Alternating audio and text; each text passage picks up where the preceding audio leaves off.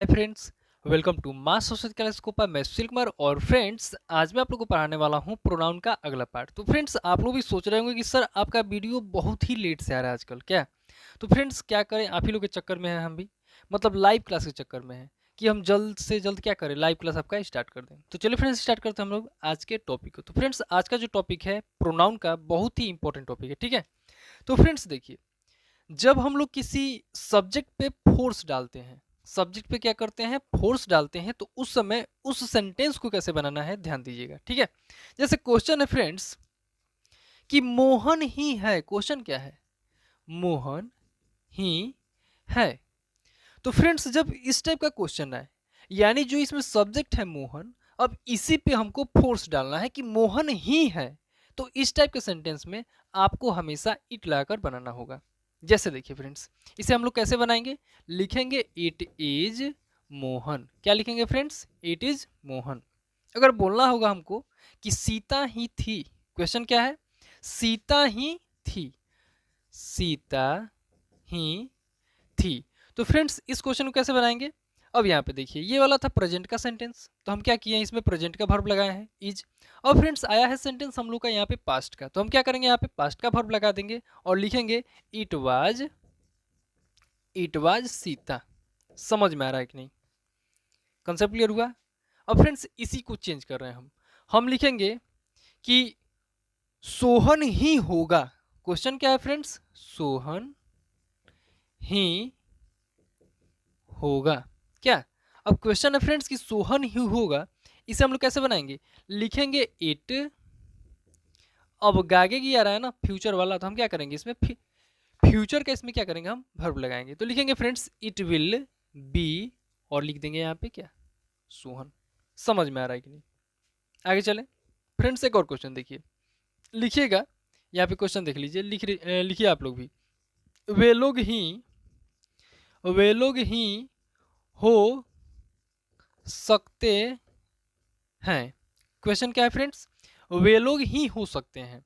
तो यहाँ पे हम क्या लिखेंगे, अब सकना आया, तो आप लोग पढ़े होंगे, हम मॉडल्स में पढ़ा चुके हैं, तो इसके लिए हम क्या करेंगे, यहाँ पे कैन लगाएंगे। तो लिखेंगे फ्रेंड्स इट कैन बी दे। समझ में आ रहा है कि नहीं? अब फ्रेंड्स यहाँ पे एक पॉइंट आप लोग ध्यान दीजिएगा, जैसे बहुत सारे स्टूडेंट्स क्या करते हैं, उनके मन में बैठा हुआ है कि सर जब भी कोई, यहाँ पे एक वर्ड, यहाँ पे ध्यान दीजिएगा, नोमिनेटिव केस और ऑब्जेक्टिव केस। तो फ्रेंड्स नोमिनेटिव में क्या होता है, ये सभी आते हैं, जैसे दे, ही, यू। समझ में आ रहा है कि नहीं? वी। अब फ्रेंड्स अगर इसका हम ऑब्जेक्ट बोलें, इसको अगर हम ऑब्जेक्ट के फॉर्म में लिखें, तो दे का क्या हो जाएगा, देम हो जाएगा। लेकिन फ्रेंड्स जब हम लोग ईट से बनाएंगे ना, और इस सेंटेंस को सजा देंगे, तो इसमें लास्ट में कभी भी आपको दे का देम नहीं करना है, ही का हिम नहीं करना है, कीजिएगा तो गलत हो जाएगा। समझ में आ रहा है कि नहीं? इतना कंसेप्ट क्लियर हुआ? अब क्वेश्चन एक और देखिए, क्वेश्चन दे रहे हैं कि आप ही लोग को होना चाहिए। क्वेश्चन क्या है? आप ही लोगों को, आप ही, यहाँ पे लिखिए, आप ही लोगों को होना चाहिए। अब देखिए ना फ्रेंड्स, यहाँ पे चाहिए है ना, हम क्या करेंगे, यहाँ पे शुड लगाएंगे। अब फ्रेंड्स बहुत सारे स्टूडेंट्स बोलेंगे कि सर यहाँ पे हम लोग क्या मस्ट का यूज नहीं कर सकते हैं? तो फ्रेंड्स आपको मालूम होना चाहिए, हम मॉडल्स में पढ़ाए थे कि जहाँ पे जनरली बोल देंगे कि आप लोग को होना चाहिए, ऐसे ही बोलेंगे तो उसमें शुड लगाएंगे। लेकिन कहीं अगर हमको फोर्स डालकर बोलना होगा, या ऐसे बोलना होगा कि आप ही लोग को अवश्य होना चाहिए। समझ में आ रहा है कि नहीं? अवश्य होना चाहिए और सिर्फ होना चाहिए में अंतर है। अगर हम सिर्फ बोल देंगे होना चाहिए तो शुड, अगर बोल दें कि अवश्य होना चाहिए तो उसमें तुम मस्ट ही लगाना पड़ेगा। समझ में आ रहा है कि नहीं? तो फ्रेंड्स यहाँ पे तो हम अभी ऐसे ही बोले हैं, जनरली बोले हैं, तो यहाँ पे क्या हो जाएगा फ्रेंड्स, शुड हो जाएगा। तो इट शुड बी, क्या हो जाएगा friends, it should be you. समझ में आ रहा है कि नहीं? कंसेप्ट क्लियर हुआ? आगे चलें। तो फ्रेंड्स जितने भी स्टूडेंट्स अभी वीडियो देख रहे हैं, वीडियो को ज़्यादा शेयर कीजिए, लाइक कीजिए और सब्सक्राइब जरूर कीजिए। और फ्रेंड्स बहुत ही जल्द आप लोग का क्या होगा, लाइव क्लास स्टार्ट होने वाला है, और शाम में फ्रेंड्स 6 बजे से लेकर मेरा टारगेट है कि रात भर क्लास चले, ठीक है। ऐसे तो जब स्टार्टिंग से क्लास स्टार्ट होगा तो फ्रेंड्स लगभग 2 घंटा क्लास चलेगा, ठीक है। और जैसे जैसे आपका पेपर नज़दीक आएगा, हम क्या करेंगे, रात भर क्लास चलाएंगे। यानी फ्रेंड्स सैटरडे, हर एक सैटरडे को फुल नाइट क्लास चलेगा, ठीक है। और मेरा टारगेट रहेगा एक दिन में, मतलब एक नाइट में, एक रात में आप लोग का क्या हो, कम से कम 3 से 4 चैप्टर को हम खत्म कर दें। और फ्रेंड्स याद रखिएगा, बिहार बोर्ड क्लास 12 के जितने भी स्टूडेंट्स हैं, आप लोग के लिए जो क्लास चलने वाला है बहुत ही यूजफुल होने वाला है, ठीक है फ्रेंड्स। और फ्रेंड्स उसमें ग्रामर पार्ट के साथ साथ आपका बुक भी हम लेकर चलेंगे। और फ्रेंड्स एक भी क्वेश्चन आपका नहीं छूटेगा। समझ में आया फ्रेंड्स, इतना कंसेप्ट क्लियर हुआ। आगे चलें और फ्रेंड्स अगले क्वेश्चन को देखिए। और फ्रेंड्स इसी में अगर ये जो सेंटेंस था हम लोग का, जैसे क्वेश्चन है, देखिए ना, यहाँ पे लिख रहे हैं कि गीता ही है, गीता ही है जो गाना गाती है। अब देखिए ना फ्रेंड्स, यहाँ पे अभी तक हम लोग जो बनाए थे सिर्फ इतना ही बनाते थे, गीता ही है, सीता ही है, इसी टाइप को बनाए थे, इसी टाइप के क्वेश्चन को बनाए थे। लेकिन फ्रेंड्स अब देखिए ना, इसमें हम यहाँ पे एक रिलेशन जोड़ रहे हैं, जो गाना गाती है। चेंज हुआ कि नहीं, समझ में आया।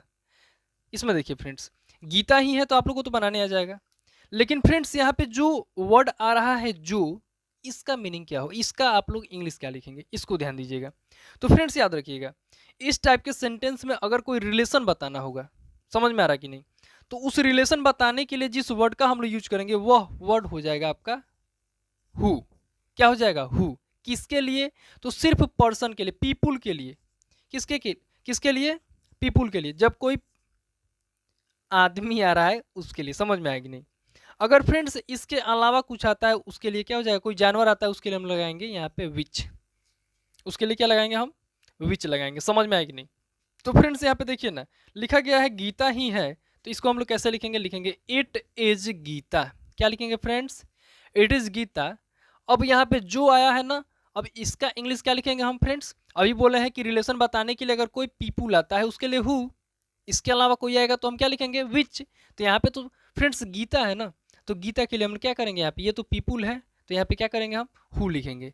हु गाना गाती है। तो फ्रेंड्स बहुत सारे स्टूडेंट्स बोलते हैं कि सर यहाँ पे आप सिंग लिखेंगे कि सिंग्स लिखेंगे, क्या लिखेंगे। तो फ्रेंड्स यहाँ पे ध्यान दीजिएगा, यहाँ पे जो WH वर्ड आया है इसके पहले जो आता है उसके अकॉर्डिंग हम लोग क्या करते हैं, वर्ब का सिलेक्शन करते हैं। समझ में आ रहा है कि नहीं, कंसेप्ट क्लियर हुआ। तो यहाँ पे फ्रेंड्स गीता है ना, अब गीता के अकॉर्डिंग यहाँ पे क्या होगा, वर्ब लगेगा। तो यहाँ पे क्या लिखेंगे, हु। और जब गीता सिंगुलर है, प्रेजेंट इंडिफिनिट का वर्ब है, तो फ्रेंड्स यहाँ पे भी तो सिंगुलर वर्ब लगेगा ना। तो यहाँ पे गीता सिंग नहीं होगा।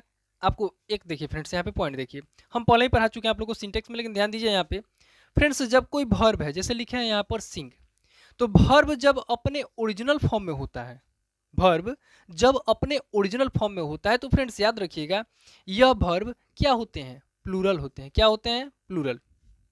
समझ में आएगी नहीं, यह क्या है फ्रेंड्स, यह प्लूरल वर्ब है। अब इसमें हम क्या करेंगे, जहां हम एस या एस लगा दें तब यह क्या होगा, तब यह सिंगुलर होगा। बहुत सारे स्टूडेंट्स बोलते हैं क्या कि सर जब किसी वर्ब में, जब किसी वर्ड में, तो फ्रेंड्स आपको वर्ड में ध्यान देना होगा कि पहले आप लोग पढ़े होंगे कि पेन में जब एस लगा तो प्लूरल हो गया। क्या हो गया फ्रेंड्स, प्लूरल हो गया। लेकिन फ्रेंड्स अभी अभी बोले हम कि जब सिंग में एस लगाएंगे तो सिंगुलर होगा। तो फ्रेंड्स यहाँ पे ध्यान देना होगा, पेन एक नाउन है। पेन क्या है फ्रेंड्स, पेन एक नाउन है। तो फ्रेंड्स जब किसी नाउन में एस या एस लगता है तब वह प्लूरल होता है, लेकिन किसी वर्ब में जब एस या एस लगेगा तो यह क्या होगा, सिंगुलर होगा। यानी फ्रेंड्स जो नाउन होते हैं, यानी नाउन का उल्टा क्या होता है, आपका वर्ब होता है। नाउन का उल्टा क्या होता है, वर्ब होता है।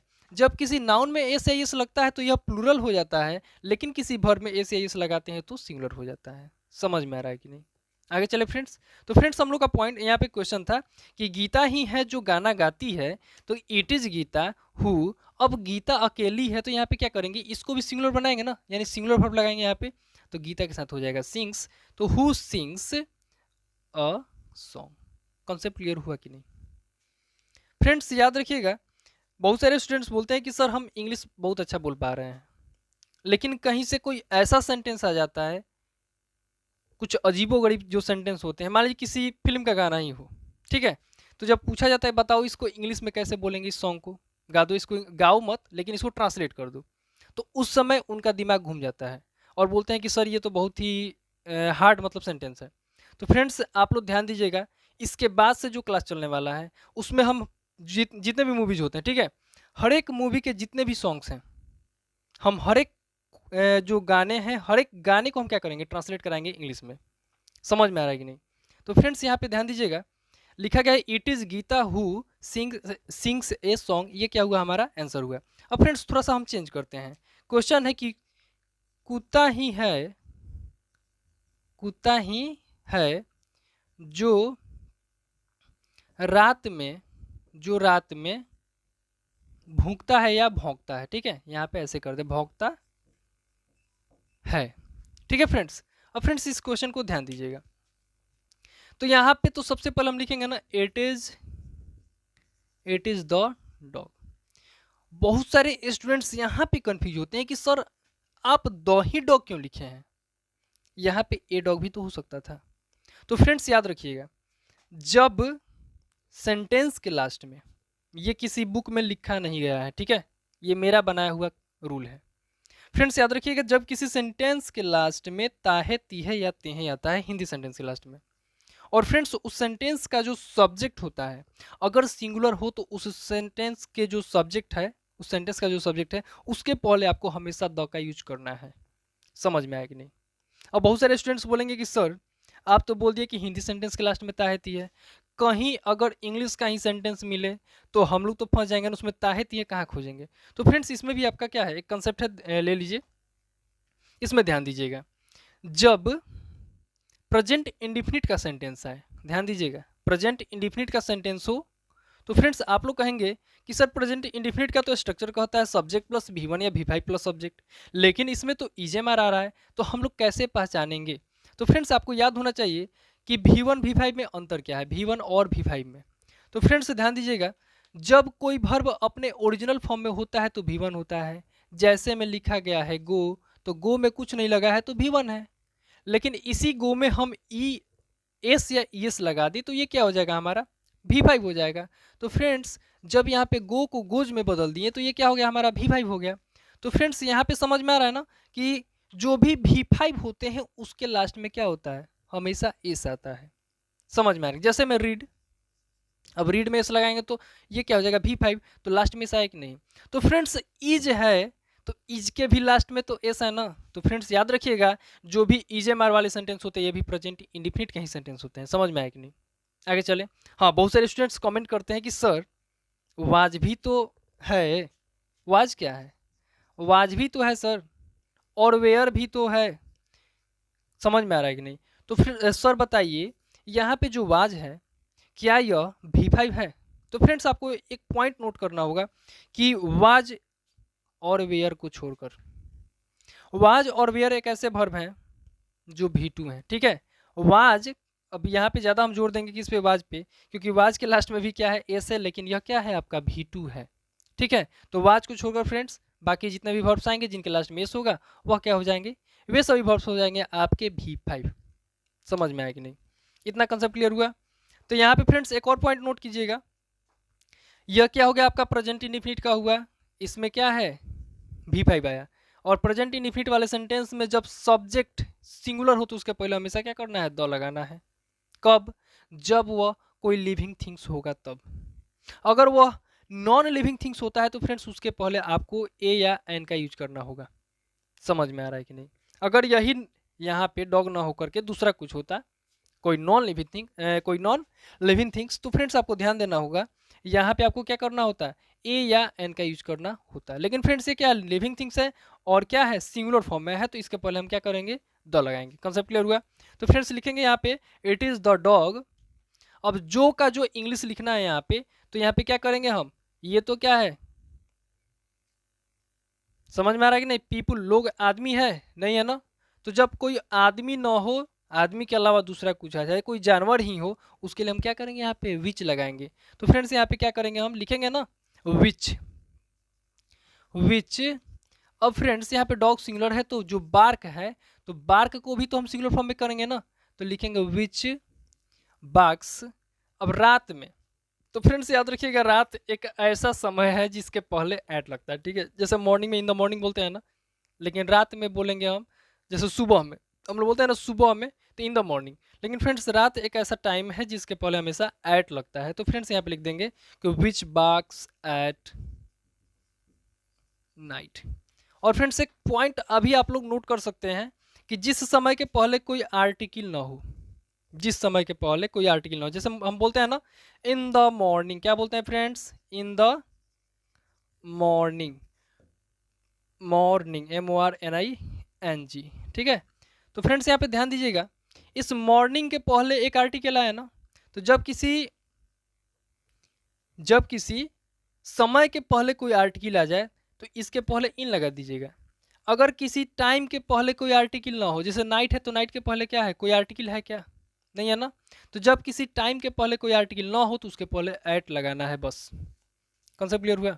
और फ्रेंड्स जितने भी स्टूडेंट्स वीडियो देख रहे हैं, वीडियो को ज़्यादा शेयर कीजिए, ठीक है फ्रेंड्स।